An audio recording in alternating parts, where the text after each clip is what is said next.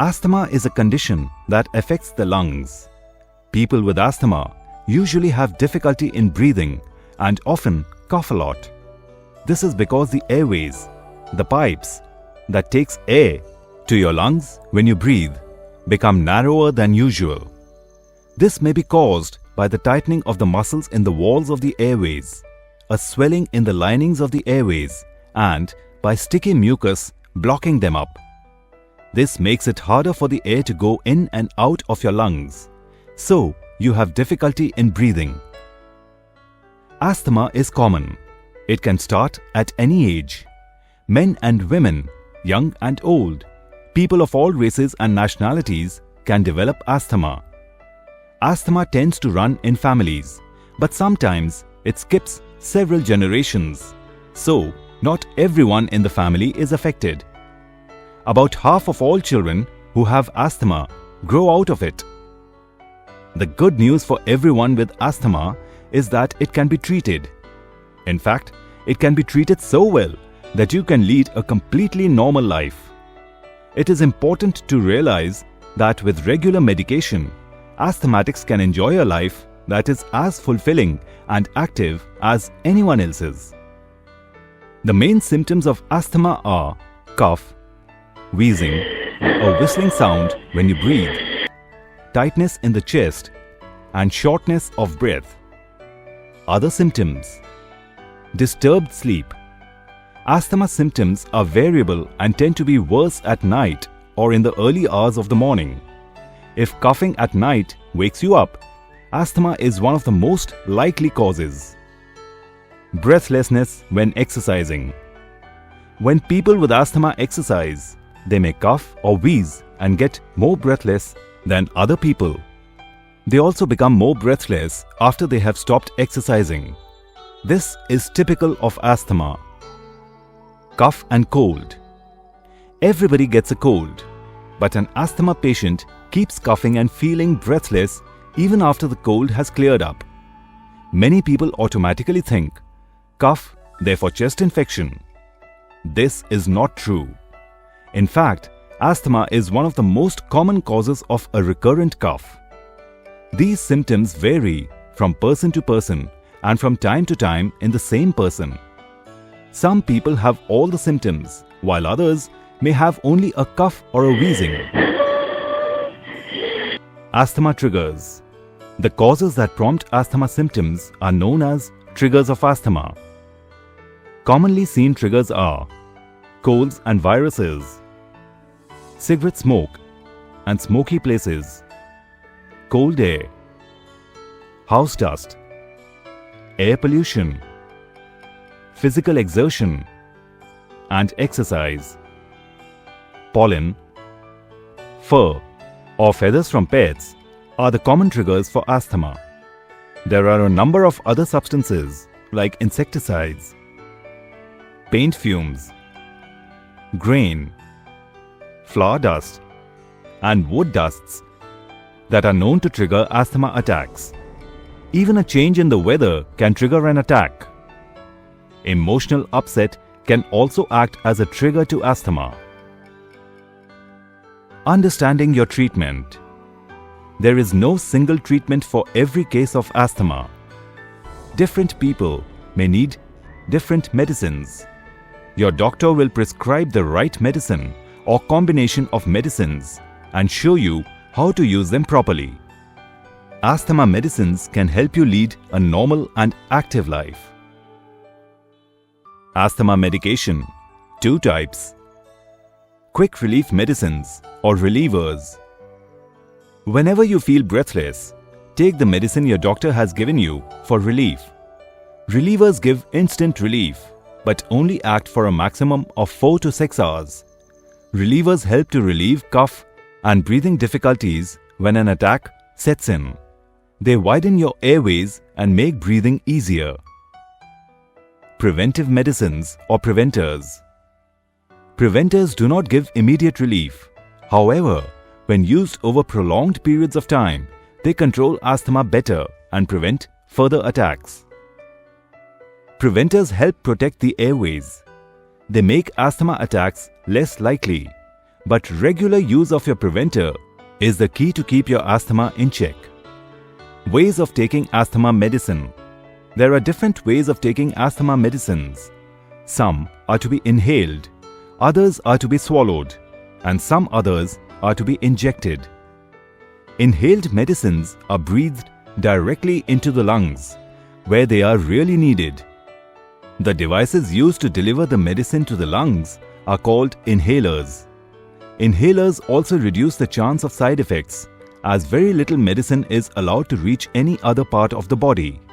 Even in the most mildest of cases, inhaled medicine is the first line of defense. The earlier you start your inhalation therapy, the better. The cost-effective treatment. Besides being more effective, inhalation therapy works out to be less expensive than using oral medication regularly. In addition, with regular inhalation therapy, your chances of missing work or school is reduced, resulting in substantial savings. Oral medicines include tablets and syrups. Unlike inhaled medicine, oral medicines take longer to act as they pass from the stomach to the bloodstream and finally to the lungs, where they are really needed. Some other things to remember in case of an asthma attack. Stay calm. Do not panic. Do not ignore the problem. Take the medicine you have been prescribed for such a situation. If the medicine does not have the desired effect, call your doctor. Answers to some common questions. Will asthma stop me from leading a normal life? You can lead a normal and active life even if you have asthma. All you have to do is to follow your doctor's instructions and take your medicines regularly. When do I need preventive medicines for asthma? In general, you need preventive medicines for asthma when there is cough, breathlessness, or wheezing during routine activities more than 2 or 3 times a week. Your sleep is disturbed by cough or wheezing every week. You need to use reliever medicines daily or even 3 to 4 times a week. However, in this regard, your doctor is the best judge. Are preventive medicines for asthma safe to use regularly? Yes. Preventive medicines in the inhaled form can be safely used for many years. In fact, it is important to use them without fail and as instructed by your doctor. Does my asthma medicines have any side effects? Inhaled asthma medicine used in the correct way, as recommended by your doctors, usually has no serious side effects.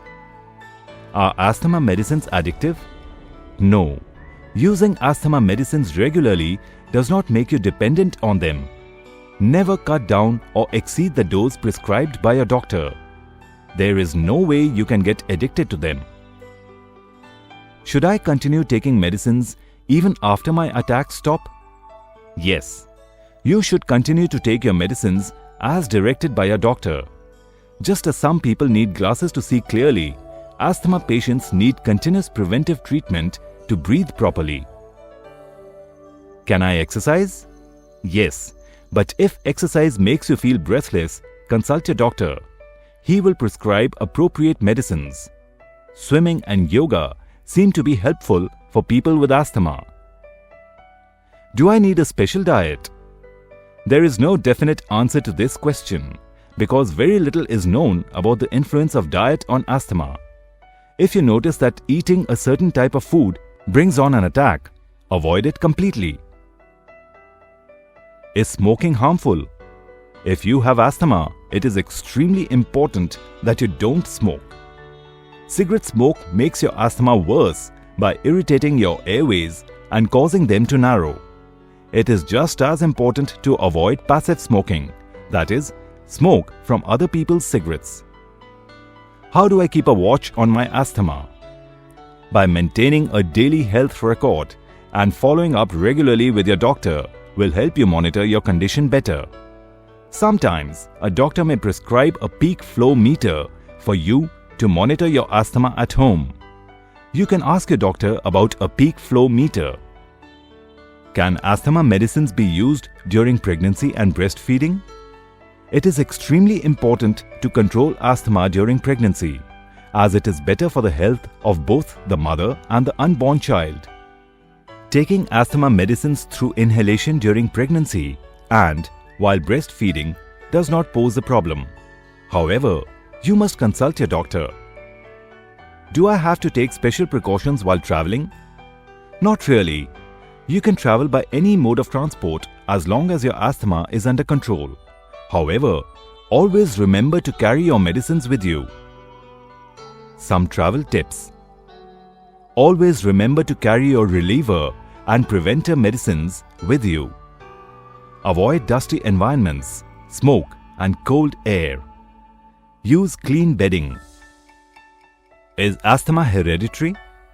Though the tendency to have asthma runs in the families, this does not mean that if you have asthma, your children will necessarily get it. Inhalation devices you can use. Powder inhaler.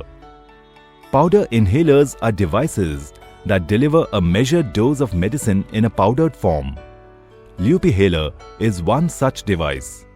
It uses a capsule to deliver the medicines and is very easy to use. Spray inhaler. The spray inhaler is the most widely used inhalation device in the world. It delivers a measured dose of medicine through a pressurized spray. To get the full benefit from a spray inhaler, it is essential to use it in a proper way. Spacer. The spacer is a holding chamber which can be attached to the spray inhaler. It makes the spray inhaler easier to use and adds to its effectiveness. Nebulizer. Nebulizers are used for giving higher doses of medication at times when breathing becomes very difficult.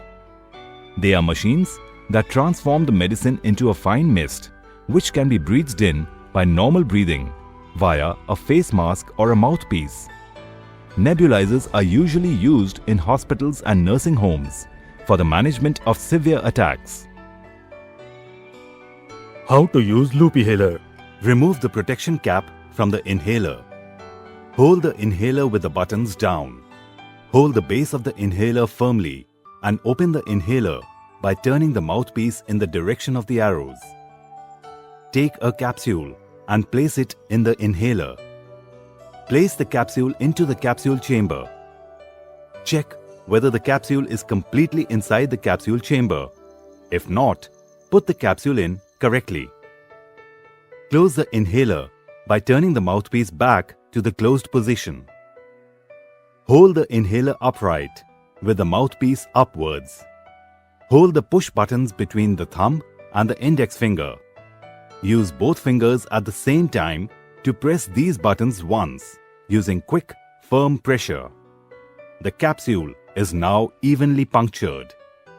Breathe out, but not the inhaler. Hold the inhaler horizontally. Tilt your head back slightly. Insert the mouthpiece of the inhaler completely into your mouth, behind your teeth and on your tongue. Close your lips tight around the mouthpiece. Breathe in rapidly but steadily, as deeply as you can. The inhaler makes a rattling noise if it is operating properly. This is because the capsule spins in the chamber as the powder disperses. Remove the inhaler from your mouth.